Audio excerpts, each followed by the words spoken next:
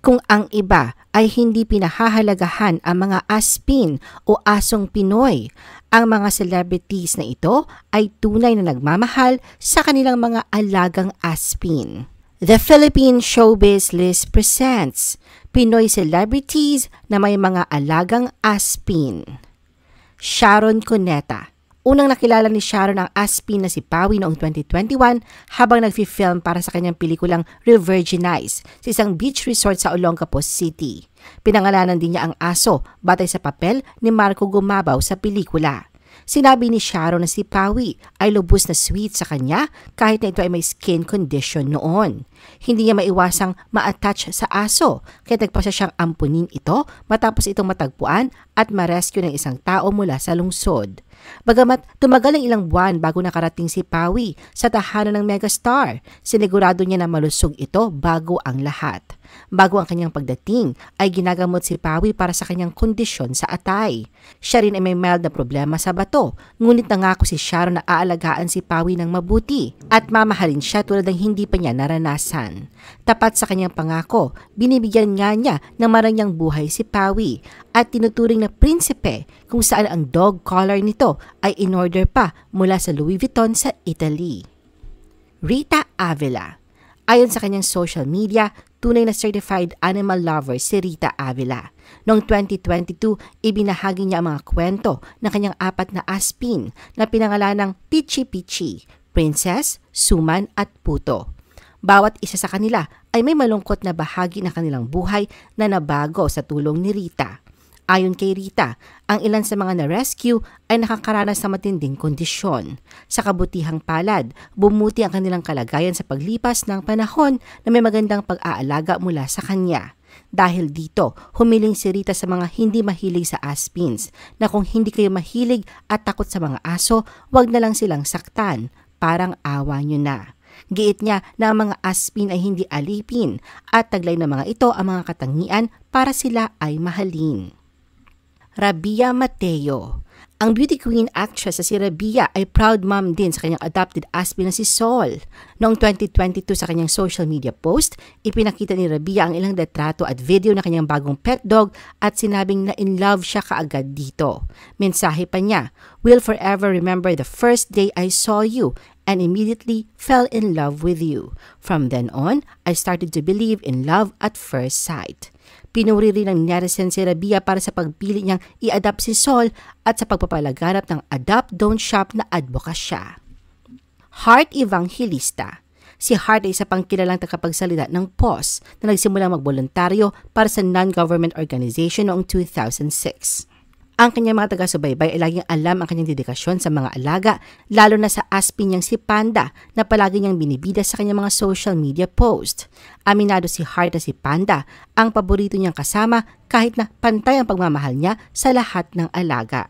Si Panda ay maituturing na isa sa mga pinakasikat na celebrity pet sa bansa at sobra-sobrang spoiled sa mga designer items na regalo mula kay Heart. Katunayan, sinasabi niya na parang kanyang anak na si Panda, kaya naman ginawan din ni Heart ito ng sariling Instagram account na ang username ay mula sa pinagsamang apelido nila ng mister na si Cheese na @PandaOngPauco Escudero. Bukas si Heart sa pagsasabi na mahalaga na mabuksan ang kaisipan ng mga tao tungkol sa pagpapahalaga sa mga aspin. Para sa kanya, dapat ding alagaan ang mga aspin tulad ng pag-aalaga sa ibang aso. Carla Abellana. Si Carla ay kilala bilang isa sa mga pinaka-vocal na personalidad pagdating sa mga hayop. Noong 2020, inampo ni Carla ang 2 aspin na sina Fly at Wing mula sa POS matapos makita ang isang nakakaanting na post tungkol sa kanila online. Balik tanaw ni Carla, mahirap noong una dahil nananatili lamang sina Fly at Wing sa kama o kanto ng kanilang sala.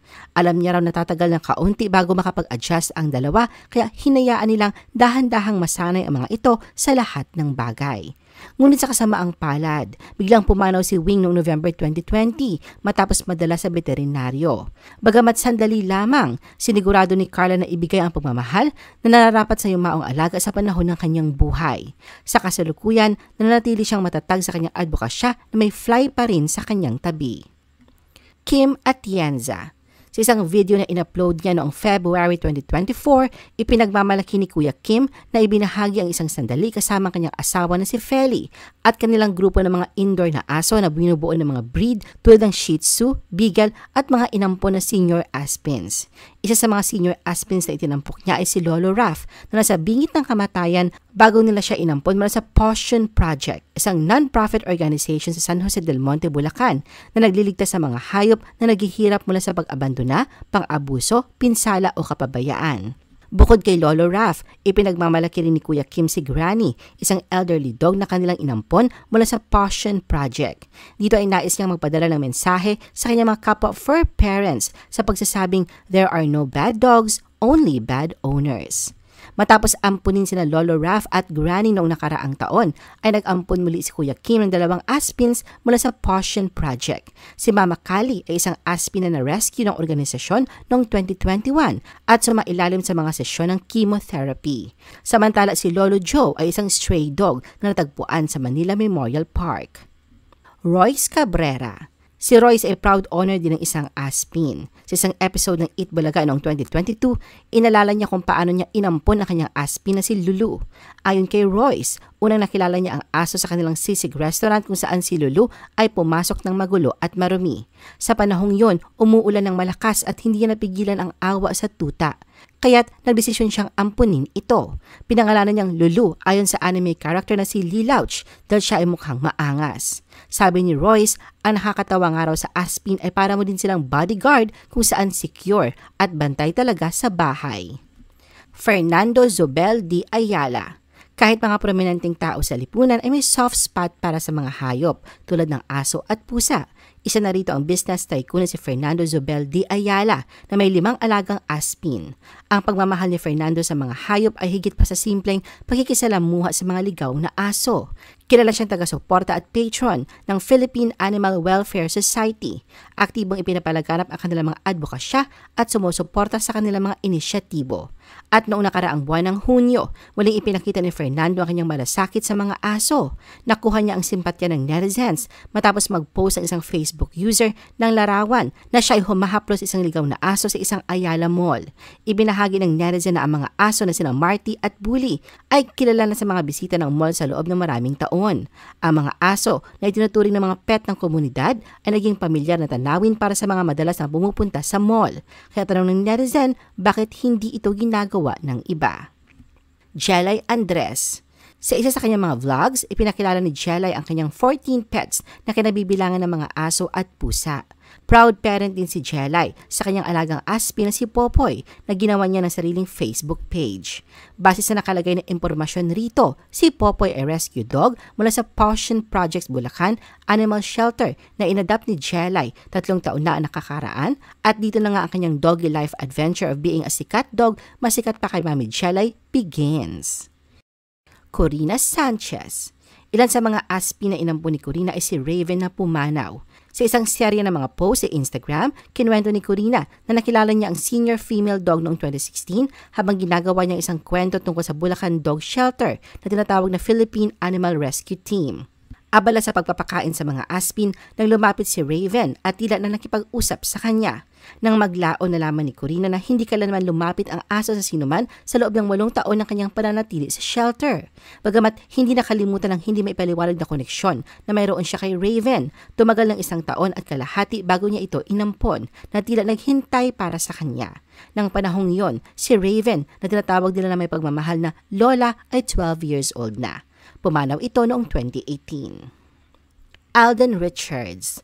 Noong 2022, tinanghal si Alden bilang celebrity spokesperson ng PAWS para sa kanilang kampanya na I Heart My Aspin. Si Alden ay sabik na tinanggap ang bagong papel na ito dahil siya rin ay isang proud na fur parent ng 8 taong gulang na Aspin na si Chichi. Ibinahagi rin niya kung paano lumalabas ang maalaga at protektibong bahagi ni Chichi tuwing siya ay nagpapanggap na umiiyak o kapag may tao sa paligid. Sobra anyang lambing nito, kaya't lalo siyang nababahala sa mga mapanirang komento tungkol sa mga native dogs. Ayon kay Alden, naising dumating ang araw na ang mga Aspin ay mahalin ng walang kondisyon, hindi lang batay sa kanilang itsura at pahahalagahan sa kanilang tunay na halaga bilang mga mapagmahal na alaga. Nagpakapon din si Alden kay Chichi dahil naniniwala siya na mahalaga para sa bawat may-ari na gawin ang kanilang bahagi sa pag-iwas sa pet homelessness sa pamamagitan ng pagkakapon at pag-neuter ng kanilang mga alaga.